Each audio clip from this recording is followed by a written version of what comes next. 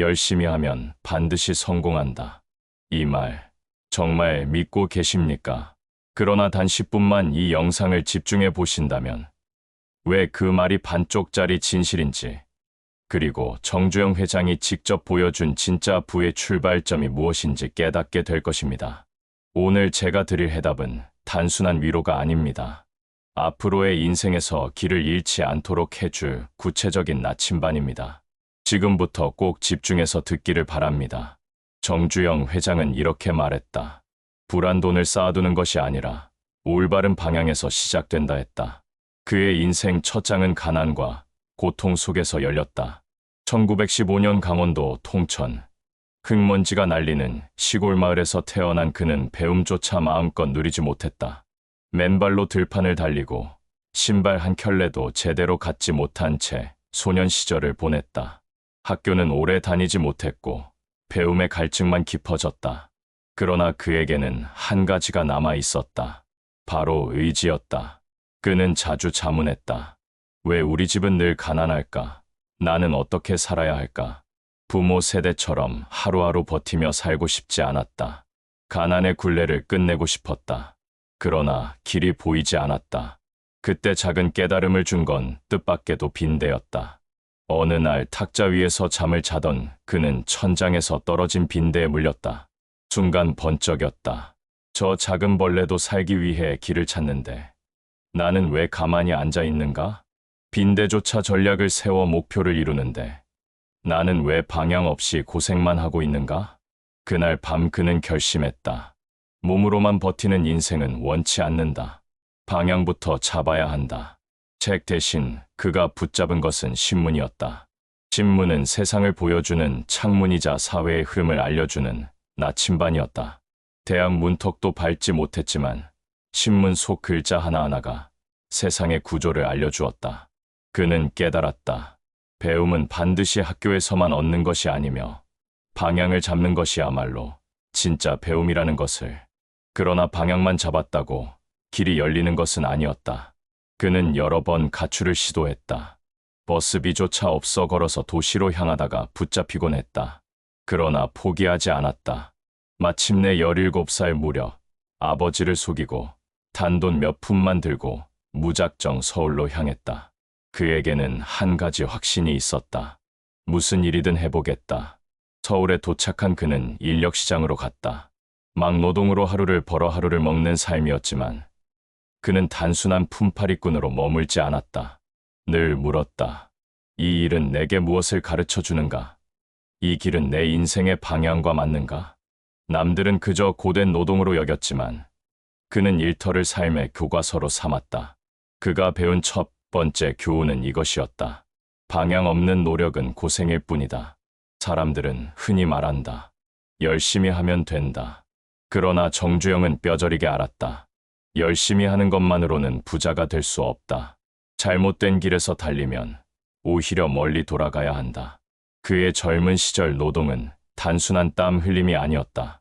그는 손님들의 표정을 관찰했고 쌀값의 변동을 기록처럼 외웠다.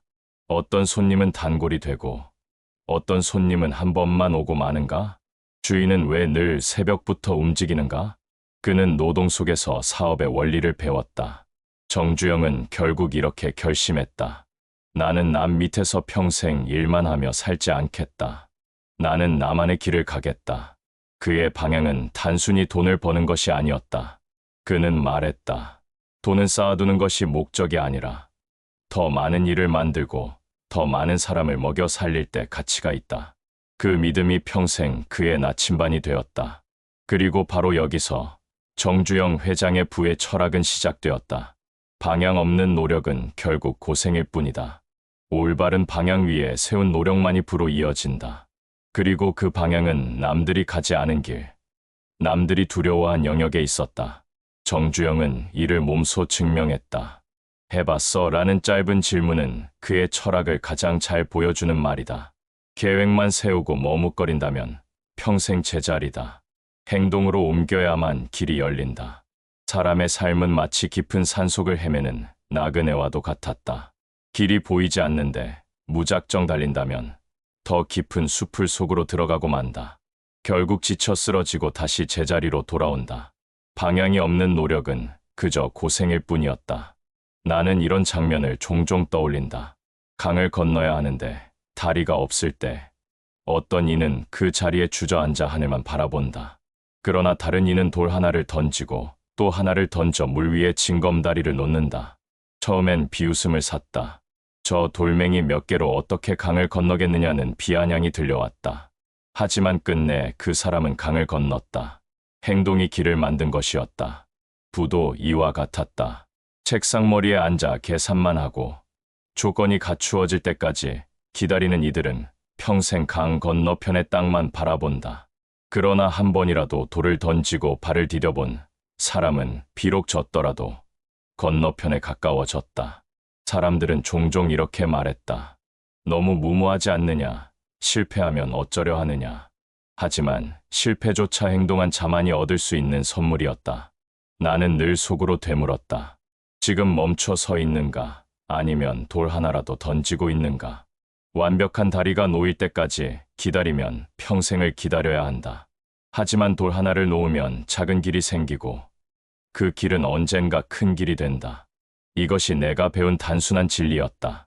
방향 없는 노력은 눈물로 끝나고 행동 없는 꿈은 그림자에 불과했다.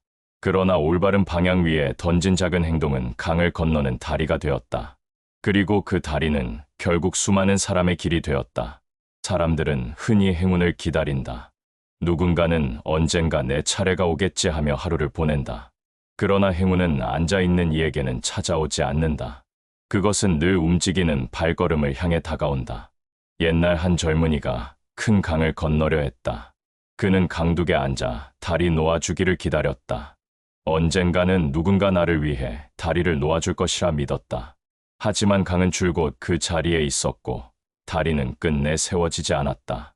반면 다른 젊은이는 두려움을 무릅쓰고 돌을 하나씩 던져 징검다리를 만들었다. 발이 젖고 무릎이 상처투성이가 되었지만 그는 결국 강을 건너 새로운 땅에 닿았다. 두 사람의 차이는 단 한 가지였다. 기다림이냐, 행동이냐. 정주영은 늘 말했다.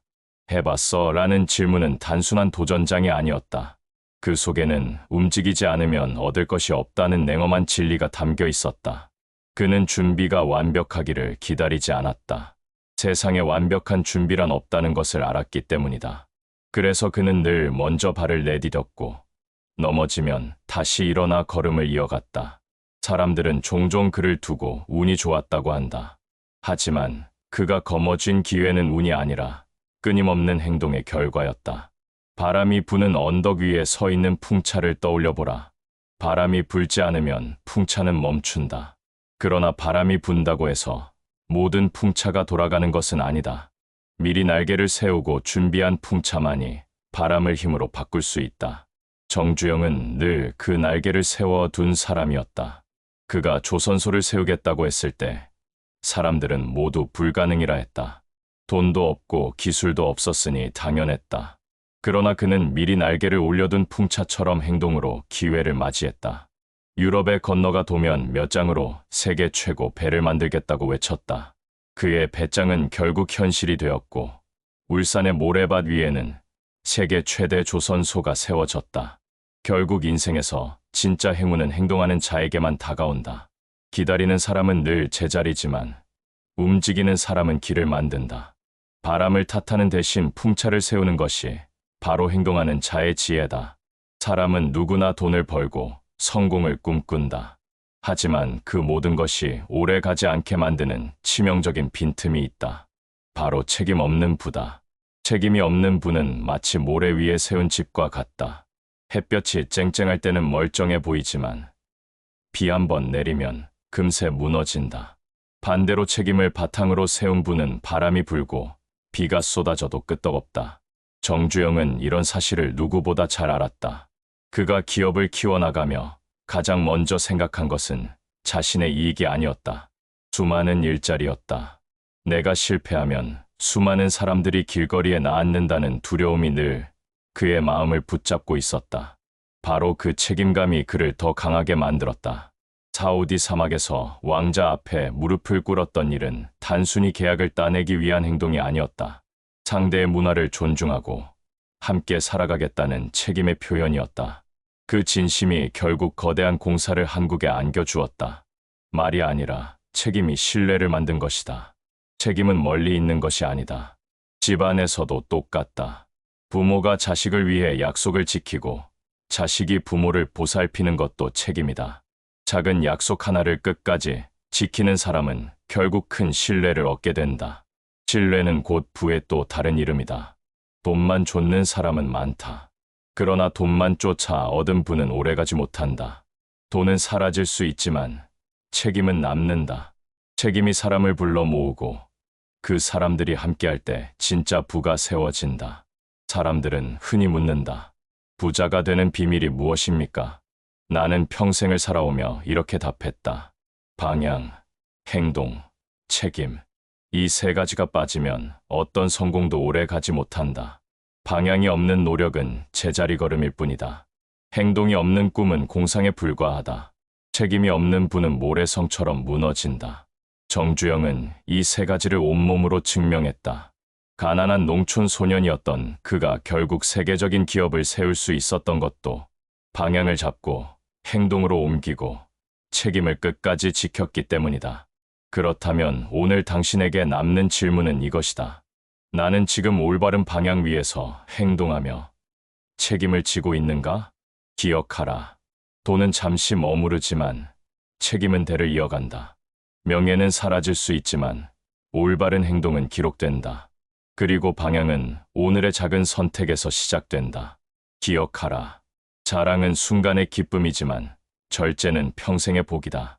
오늘 그 절제를 지킨다면 내일 당신의 삶은 분명 달라질 것이다.